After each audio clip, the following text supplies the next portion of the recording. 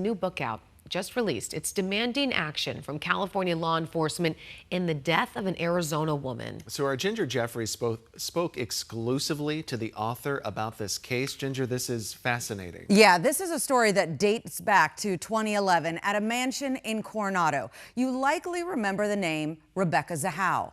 She was found naked, bound, and hanging from a balcony of that oceanfront property. San Diego County officials say the death was suicide, but her family says the evidence points to murder. I still remember that day, like it just happened yesterday.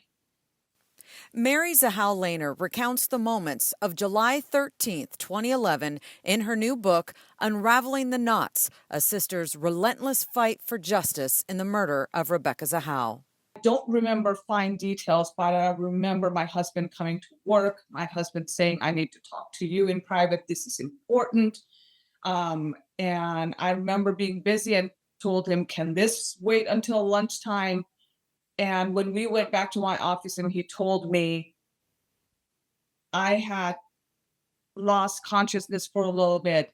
Jonah and Rebecca lived in Paradise Valley, but were staying at his vacation home known as the Spreckles Mansion.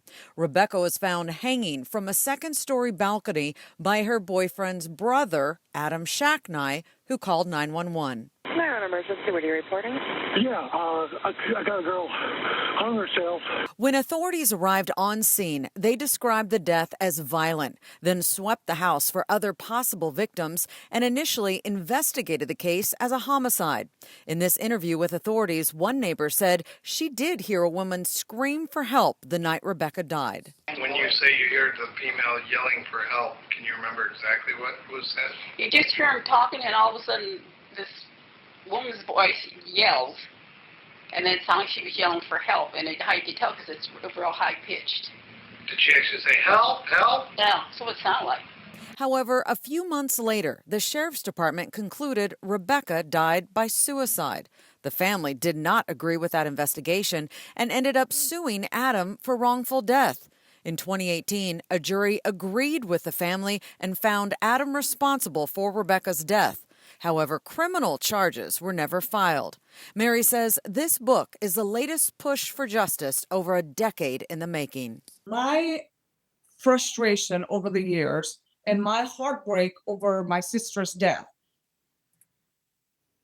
not is only that she's missing from our life and her nephew and niece's life, but the fact that law enforcement actually neglected their duties to speak for the weak and to protect and to solve crime so bad people are held accountable, chose to go with the agenda that the Shacknai boys decided to sell them. All right, so the sheriff's department says Rebecca killed herself over guilt surrounding a child's fall in that home earlier the same week. However, that boy was alive and doctors expected him to recover at the time of Rebecca's death. Now, the child ultimately succumbs to his injuries 3 days after Rebecca died. His fall was ruled an accident by authorities who said they believe he was riding a scooter on the second story and somehow fell over the railing.